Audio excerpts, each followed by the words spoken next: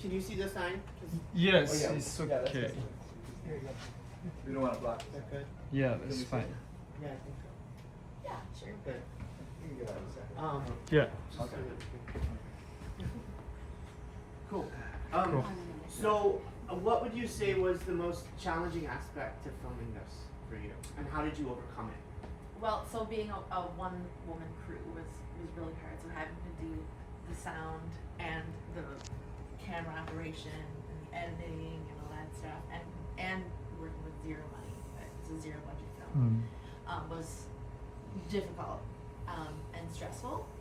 But overcoming it by just getting right in there and just being like, I'm gonna do it, and what happens happens, and accepting that it's gonna be what it is with limited resources, and working within the parameters that I had, and doing the best that I could with what I had. It's just kind of how it overcame it. I think there's also, when I look at the genre of films on education, I didn't know this, in philosophy, conceptually, but there's so much permissions that you have to go through, asking all the parents and getting all that signing off, that imagine They're if, children. right, They're little children. that, but then imagine if there are a lot of problems within the school, they wouldn't, and you want to show that, then they might be like, no, take that off. So I'm always curious to, like, why there might be I have to think about this, but why there might be a scarcity that shows like critical views of different schools, so I think that processing of all the permission stuff it's a long process tedious. that I didn't know. Yeah, it was beautiful how you showed the truth of what it is. Yeah, that's what I Yeah. wanted to go for. That was such Yeah. a connection for me as an audience member. Yeah. What would you say? What would you say you learned from the most from the time you started to the time you finished? What would you say the biggest lesson you learned from having this experience as a filmmaker? Well, I went in thinking that it was going to be like a deep analysis of the education system, the public school system of invading. But it ended up being really comedic because the children are so funny and so adorable that it became like a little bit different than I thought. The biggest thing that I got from it was children are, they speak so unfiltered, and they're really honest with what's in their heads, and they will say things that adults won't or can't.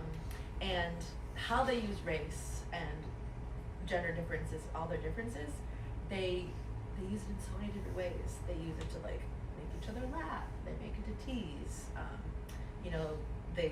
It's lighthearted, and so that was something that I learned from Wow. children. I didn't expect that it was going to be like that.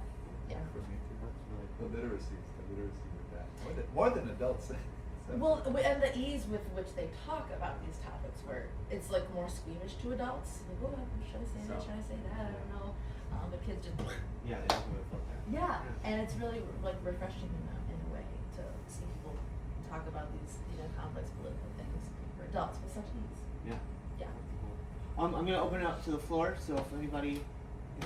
I have to say I really love this film and how you documented those moments. As a teacher myself for the New York Okay. City Board of Ed for years, Oh, okay. I left, so I understand the Montessori way of education. Yeah. What I really identified with as a brown person myself Mhm. and dealing with diversity for a teacher, how it was before and after. Like, did it change you as a filmmaker, as the person who is documenting, who is part of this film? How has it changed? Because, it's different to be brown, Mhm. diverse, Mhm. and to not be. You'll Yes. never have that Yes. experience that I had. Yes. When the one quote about asking, the kid said, you're brown, what kind of chocolate do you like? Uh-huh. Right. A clearly racist question, or other moments that I Yep. I remember. Tell me about that. So, like, as a white filmmaker, like documenting a lot of issues on race and like, widely black population, for example, Yeah. you don't just want to go in as a white filmmaker and be like, I'm going to document you, Right. right? Like, you want to make sure you're coming up with some like basis of, like knowledge maybe gained through relationships, maybe gained through study, my husband is actually a race philosopher, and I've been with him for 20 years, so like I've learned a lot of like conceptual tools just from like being with him, even though I'm not the expert.